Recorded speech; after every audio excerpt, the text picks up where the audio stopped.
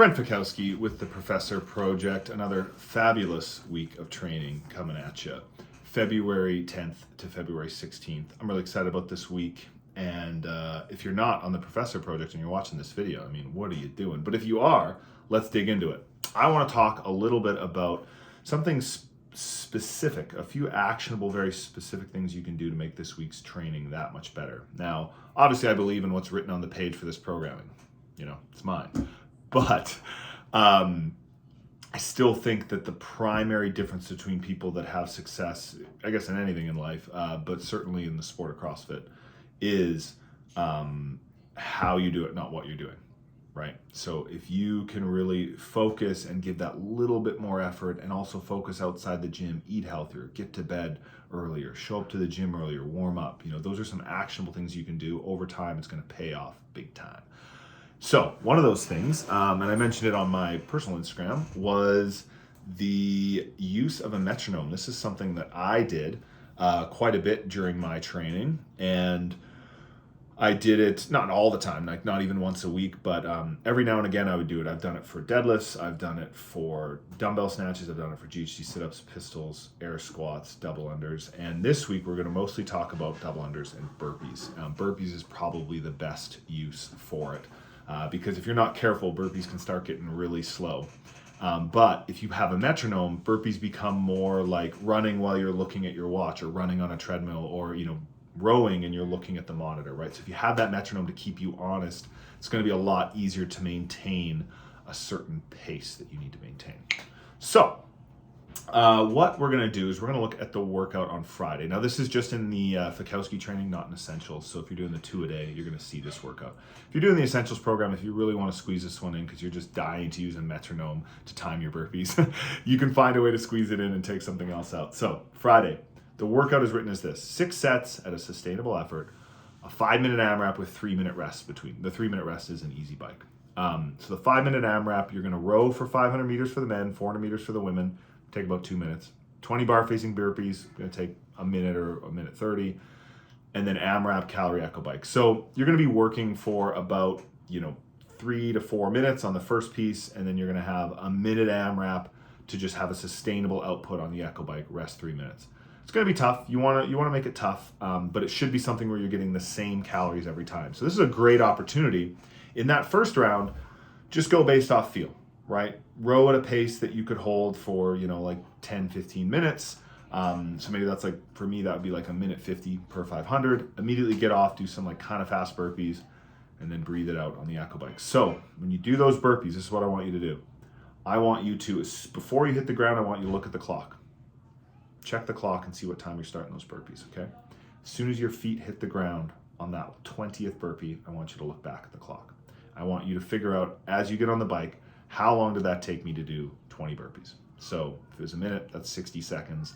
If it was a minute and 10 seconds, then that's going to be 70 seconds. You get the idea. Then what I'm going to get you to do is you have to pull out the calculator during that rest. You're going to have to pull out your phone or have a calculator with you, and you are going to do this equation on your calculator. You're going to do 60 times 20 divided by the number of seconds that it took you to do those burpees. So in this example, it took 70 seconds, 70 in blue. Then you're going to do 60 times 20 divided by 70, and you're going to get 17.1 right there. Now you're going to get a metronome app. You're going to have that downloaded. You're going to get a metronome app, and you're going to multiply that number by 4. Trust me on this. Multiply by 4. So the actual beats per minute on this metronome, I've got it at 68.5. So you could just do 68 or 69, doesn't matter. And because if you just put in the metronome 17, you're going to get a beep every 3.5 seconds. It's going to go beep, beep, and it's going to do that, 17 beeps per minute. And it's going to be really hard as you're going through your burpee wondering, when is this about to beep again? Whereas if it's 68.5, it's going to go beep, boop, boop, boop, beep, boop, boop, boop. And it's going to go like that. And then it's going to allow you to sink into a rhythm like you're dancing. okay? And so you're gonna end up syncing, okay, my chest hits the ground on the beep, and then I step up on the boop, and I jump over on the other boop, and so on. Trust me. So that's what I want you to do for that. So once you've established what that burpee per minute pace is, which in this case is 17.1, you're going to multiply that by 4, you're going to put it on the metronome app, and then you're going to play that as you do your burpees for the next 5 rounds. That way you will be rowing at exactly the same pace. That should be pretty easy to do. You're looking at the screen. You're going to be burpeeing at exactly the same pace because now you have a metronome to hold yourself accountable. And then when you get onto the echo bike, you just echo bike at the exact same pace. You look at the RPMs or you look at the watts, and so you should be able to hold the same pace every time. So it's a good opportunity to try out that the metronome. And you can do there's another workout. I looked this week, I'm like, what other workouts could you use a metronome for? I had the Wednesday workout, both Fikowski and Essentials, so the 2-a-day and the 1-a-day option, the gymnastics piece there. So you've got did something very similar last week where it was the run, the chest to bars directly into the row, the handstand push-ups directly into, this week it's double unders, toes to bar, handstand walk. So you could use it for the double unders. So I know me personally, I tend to do my double unders pretty slow. I can jump pretty high from volleyball or high enough. And so I tend to jump higher and spin the rope slower. And so I would just casually, if I wasn't thinking, I'd probably do double unders at about 102 reps per minute. Now, I can speed it up. I could speed it up to 110, 115, 120, 125. Sometimes I'd trip on the rope a little bit more, but I would intentionally practice that faster pace. So what you can do is you can set up the metronome to name a pace, right? I would try 110. I feel like most people are naturally going to be around that 90 to 105 beats per minute naturally. So if you put a metronome at 110 beats per minute, it will force you to try to keep up with that, and you will be double undering faster. You're going to trip more, most likely. But it's a good opportunity to focus on your technique. It might allow you to spin the rope faster, focus on jumping not quite as high. So metronome. 2 other little things I wanted to talk about on Tuesday.